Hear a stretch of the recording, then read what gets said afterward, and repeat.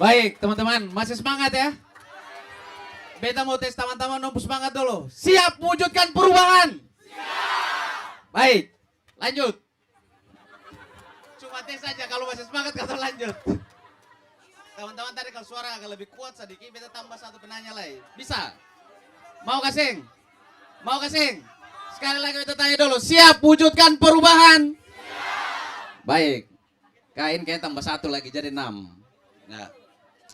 Satu ini dulu dari sini. Sebentar ya. Karena 6, beta minta pertanyaannya itu singkat.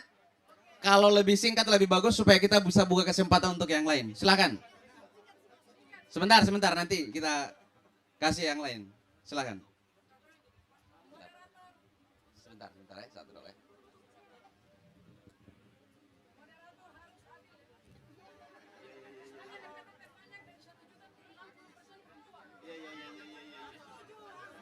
Siap.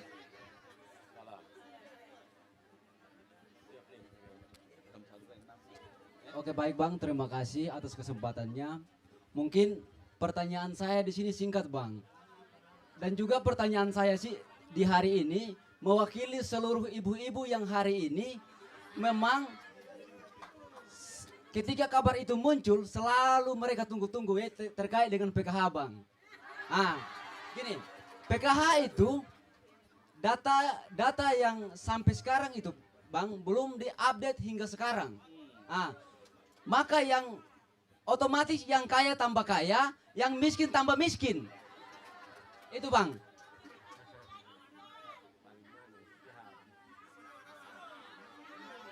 Oh ya lupa maaf, perkenalkan nama saya Vicky Besan. Saya mahasiswa Unpati, Fakultas Ilmu Sosial dan Ilmu Politik. Vicky.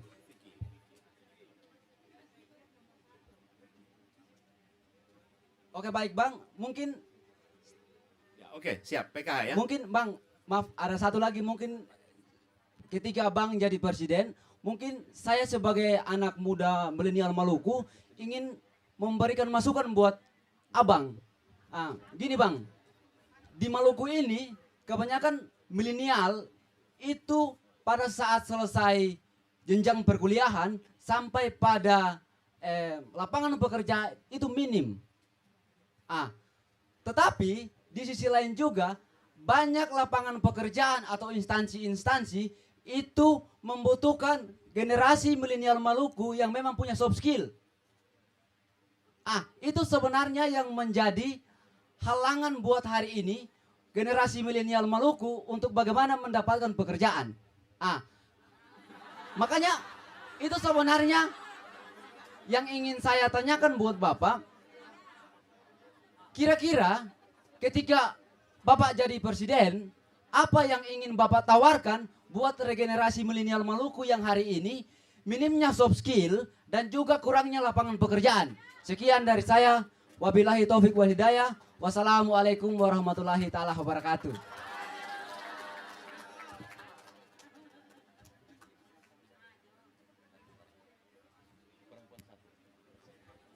Terima kasih, Bung Vicky.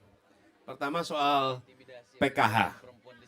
Jadi program-program yang bersifat bantuan sosial itu akan kita lakukan perubahan.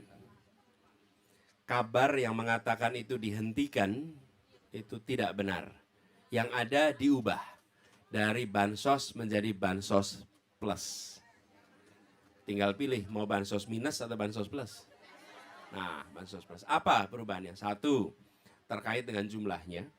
Yang kedua, terkait dengan penerimanya. Banyak yang sebetulnya berhak tapi tidak mendapatkan. Kenapa? Karena data yang belum akurat. Yang kedua, praktek di lapangan. Ada ordal-ordal nih. Betul tidak? Nah, ordal-ordal ini harus dibersihkan. Dan pembersihannya harus melibatkan masyarakat. Kemudian yang ketiga adalah pendampingan supaya memiliki soft skill agar bisa punya pendapatan tambahan.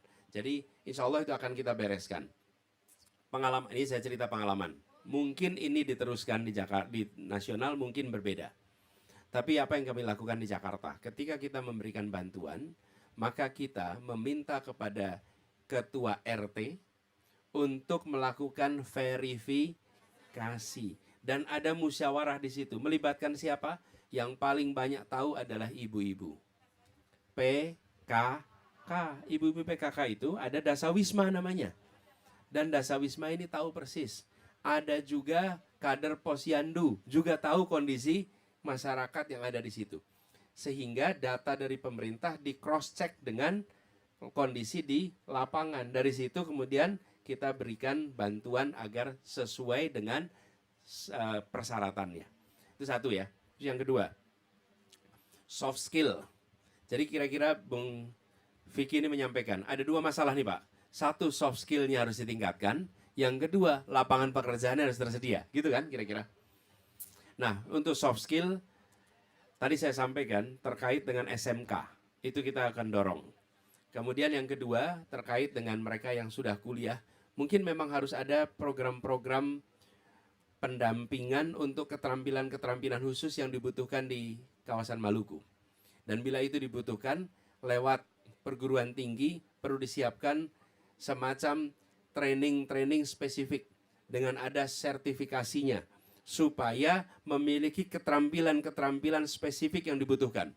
Nanti kita bisa bahas sama-sama dengan Pak Timura misalnya. Training-training apa yang dibutuhkan supaya mahasiswa bisa ambil training itu, dapat sertifikasinya, lalu bisa dibawa itu ke job market. Ya, itu satu untuk skillnya. Yang kedua terkait dengan penyediaan lapangan pekerjaan. Lapangan pekerjaannya ada beberapa rute. Rute pertama adalah membuat UMKM tumbuh berkembang lebih cepat. Karena UMKM ini adalah penyedia lapangan pekerjaan paling cepat. Begitu UMKM itu tumbuh, dia langsung merekrut orang untuk bekerja. Dan kecepatan rekrutmennya itu tidak seperti perusahaan besar. Bisa cepat sekali dilakukan. Apa yang untuk UMKM? Satu adalah bantuan permodalan. Yang kedua, regulasi yang diubah. Hari ini, bila ukurannya kecil, sektornya non formal, cari pinjaman sulit sekali. Lebih mudah yang besar cari pinjaman ke bank daripada yang kecil cari pinjaman ke bank. Betul tidak? Yang membuat bank seperti itu bukan kemauan banknya, tapi aturan yang dibuat oleh pemerintah. Kepada siapa dibuat aturan itu? Kepada bank-bank milik pemerintah. Karena bank-bank milik pemerintah itu punya tugas melakukan pembangunan, bukan semata-mata swasta. Kalau dia hanya beroperasi seperti swasta, ya jadi bank swasta saja. Kenapa disebut sebagai bank milik negara? Supaya dia bisa membantu meningkatkan kesejahteraan rakyatnya. Nah, itu regulasinya diubah. Yang ketiga, regulasi keuangan. Yang ketiga adalah aturan-aturan yang ada di perkotaan sering sekali membuat zonasi menghalangi usaha. Tidak bisa mendapatkan IUMK, izin usaha mikro kecil, karena lokasinya bukan lokasi untuk usaha. Nah, padahal usaha mikro kecil itu sekarang di rumah, tidak berdampak kepada lingkungan. Jadi begitu, Bung. Dua itu. Lalu barangkali satu lagi, mudah-mudahan dengan ada industrialisasi, maka kita akan bisa merekrut tenaga kerja lebih banyak lagi. Begitu, Bung Vicky, jawaban saya. Terima kasih. Baik, terima kasih, Bang.